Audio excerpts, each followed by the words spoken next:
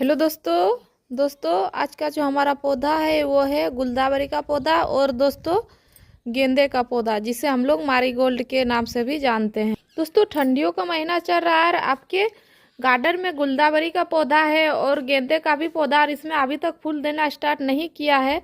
तो दोस्तों आज मैं आप लोग के साथ एक ऐसे बेहतरीन खाद शेयर करने वाली हूँ दोस्तों, ऑर्गेनिक, जिसका अगर आप इस्तेमाल करते हैं अपने ही दोनों पौधों में तो आपका दोनों ही पौधा जो दोस्तों फूलों और कलियों से भरा रहेगा। जैसा कि ये मेरे आप देख सकते हैं, ये मेरा मैरीगोल्ड का पौधा है दोस्तों, और इसमें जो है आप देख सकते हैं कलियां बनाना स्टार्ट हो गया है। मैंने जितने भी मैरीगोल्ड के पौधे लगाए हुए थे उसमें सारे में जो है कलियां बनाना स्टार्ट हो गया और कुछ ही दिनों में ये जो पौधा कलियां दे रही है। ये पौधे को मुझे लगाया हुआ ज़्यादा दिन नहीं हुआ है दोस्तों। लगाने के बाद उसे मैं 2-4 दिन के बाद ही उस खाद का इस्तेमाल की हुई थी, तो उसके बाद ही देखिए पौधे में जो है कलियां किस तरह से बनना स्टार्ट हो गया है। तो दोस्तों वो कौन सी खाद है और कैसे उसका इस्तेमाल करना है आज की इस वीडियो में हम जानेंगे। तो दोस्तों वीडियो को स्टार्ट करने से पहले अगर आपने मेरे चैनल को सब्सक्राइब नहीं किए हुए तो मेरे चैनल को सब्सक्राइब भी कर लीजिए दोस्तों, साथ ही साथ बेल आइकन को भी प्रेस कर दीजिए ताकि जब भी हम कोई भी नए वीडियो डालेंगे सबसे पहले आप तक नोटिफिकेशन पहुंच जाए। तो दोस्तों चलिए वीडियो को शुरू करते हैं। तो दोस्तों सबसे पहला पॉइंट, चाहे आपका गेंदे का प्लांट हो या तो फिर दोस्तों गुलदावरी का प्लांट हो, ये दोनों ही सर्दियों का प्लांट है और दोनों ही पौधा सर्दियों में बहुत अच्छी खासी फ्लावरिंग करते हैं। जैसे कि कुछ दिन पहले ही मैंने इस गुलदावरी के पौधे का वीडियो डाली हुई थी, तो दोस्तों उस टाइम मेरे पौधे में जो है ये जो पौधा आप देख रहे हैं इसमें कलियां बन रही थी, लेकिन दोस्तों आप देख सकते हैं कुछ ही दिनों के बाद जो है कलियों की साइज जो है काफ़ी बड़ी बड़ी साइज में जो है ये फूल खिल गए हैं। तो मैंने उस खाद का इस्तेमाल किया दोस्तों, उसके बाद से ही उसके कुछ दिन बाद से ही मेरे पौधे में बहुत ही बढ़िया जो है रिजल्ट आया, ये आप देख सकते हैं। और सर्दियों में उस खाद का अगर आप इस्तेमाल करते हैं तो आपके भी गेंदा का पौधा में और गुलदावरी के पौधे में भर भर के फूल आएंगे। तो ये जो गेंदा और मैरीगोल्ड का पौधा है दोस्तों, इसे आपको दिन भर के धूप में रखना है क्योंकि ये सर्दियों का पौधा है, तो सर्दियों में धूप लगाना बहुत ज़रूरी है। धूप में रखिएगा तभी पौधा आपका हरा भरा रहेगा और जो है दोस्तों आपके पौधे में फूल और कलियां बनेगी। तो दोस्तों अगर आपने पहले से ही गेंदे का प्लांट लगा के रखे हुए हैं और आपके पौधे में एक बार फूल आ चुका है और दोबारा से फूल नहीं आ रहे हैं, तो आपको जो उसमें फूल सूख गई है उस फूल को कट करके हटा देना है। अभी तो मेरा नया प्लांट है दोस्तों, तो इसमें अभी कलियां बन ही रही है, तो आपको यही करना है, आपको उस पुराने फूल को कट कर देना है। क्योंकि दोस्तों ये जो गेंदा का पौधा होता है ये कभी भी पुराने ब्रांच में फूल नहीं आते हैं। जो ब्रांच में फूल आ जाता है वो ब्रांच में दोबारा फूल नहीं आता है। जब तक से आप पुराने फूल को कट करके नहीं हटाएंगे उसमें दोबारा से फूल नहीं बनेंगे, और अगर आप उस फूल को हटा देते हैं तो पौधा आपका घना भी होगा, नए नए ब्रांच भी आएंगे और पौधे में जो है बहुत सारे कलियां भी बनेगी। सेम पॉइंट गुलदावरी के पौधे में भी आता है दोस्तों। इसमें भी आपको जो है पौधों की जब ये फूल जब सूखने लगेंगे, ये जो फूल होती है दोस्तों ये बहुत लंबे समय तक रहते हैं हमारे पौधे में, तो इस फूल को आपको जब ये सूख जाएगी तो इसे भी आपको कट करके हटा देना। आपके पौधे में जितने भी फूल सूख जाएंगे सबको आपको कट करके हटा देना है। दोस्तों तीसरे पॉइंट में आता है ये स्टिक। देखिए ये जो फूल खिलती है तो फूलों की साइज धीरे धीरे बहुत बड़ी होती है और बहुत ज़्यादा दिनों तक हमारे पौधे में रहती है, और पौधे में ज़्यादा दिनों तक रहने के कारण दोस्तों इसके जो ब्रांचें होती है वो बहुत पतली रहती है, जिसके कारण ब्रांच हमारे नीचे की ओर झुक जाती है।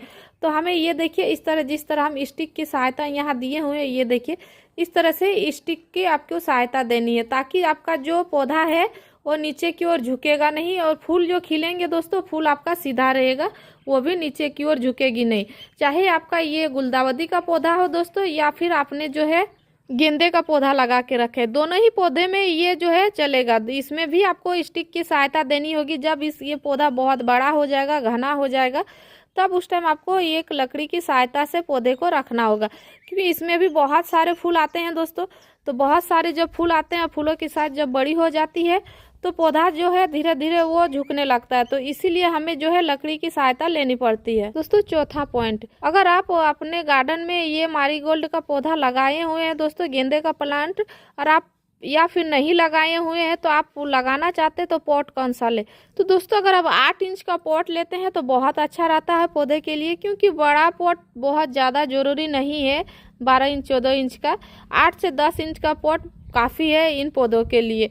तो आप जब भी पौधे को लगाते हैं दोस्तों 8 से 10 इंच के पौधे में लगाइए, ताकि पौधा आपका बहुत जल्दी घना होगा और साथ ही साथ बहुत ही जल्दी वो कलियां भी बनाना स्टार्ट कर देगा। बहुत ज़्यादा बड़े पॉट में लगाने से क्या होगा दोस्तों, पौधा का सिर्फ ग्रोथ होते जाता है और फूल वो बहुत लेट से लाता है। तो इसीलिए छोटे पॉट में लगाने से फ़ायदा होता है, फूल बहुत जल्दी आ जाती है और पौधा हमारा घना होता है।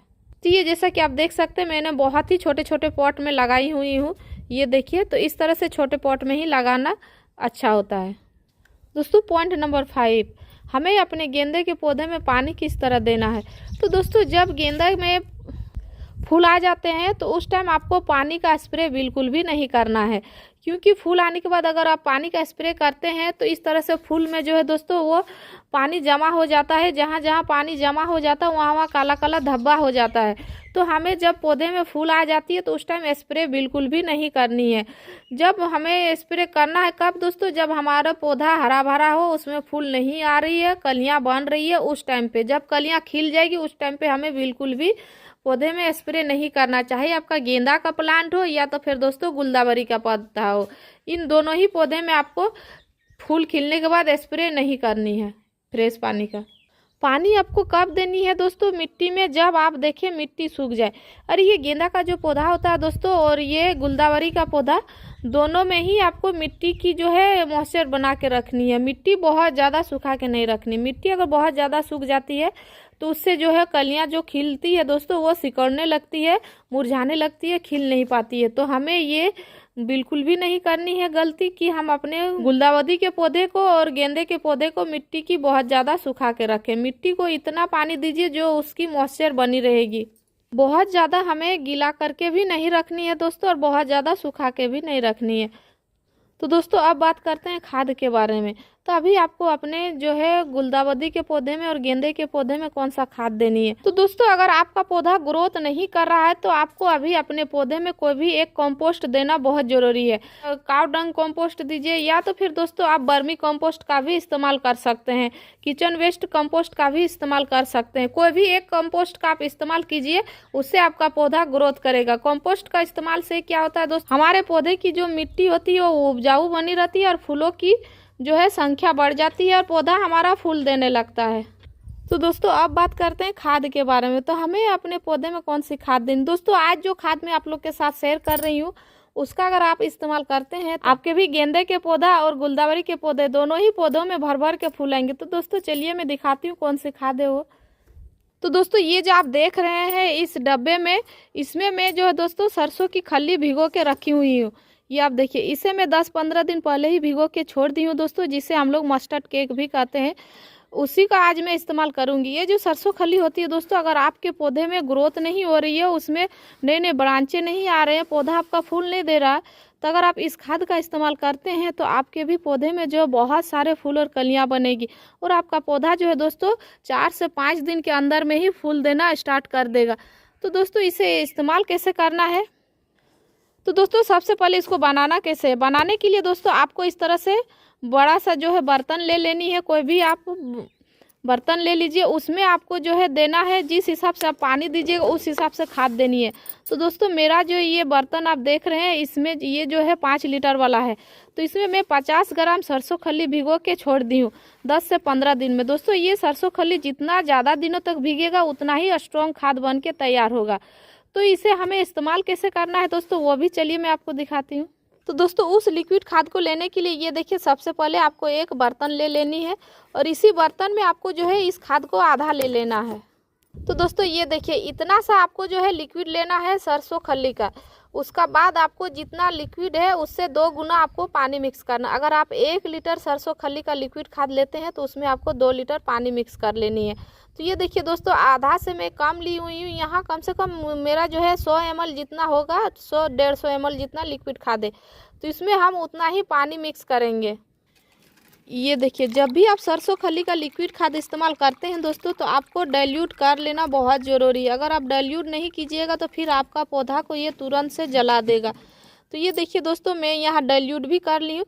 अब हमारे पास जितने भी पौधे हैं सब में हमको थोड़ा थोड़ा करके देना है। ये देखिए, इस तरह से आपको देना है। जितना आपका पौधा लेगा उतना ही आपको देना है दोस्तों, बहुत ज़्यादा नहीं देना है, फिर वो वेस्ट हो जाएगा, ड्रेनेज से बाहर निकल जाएगा।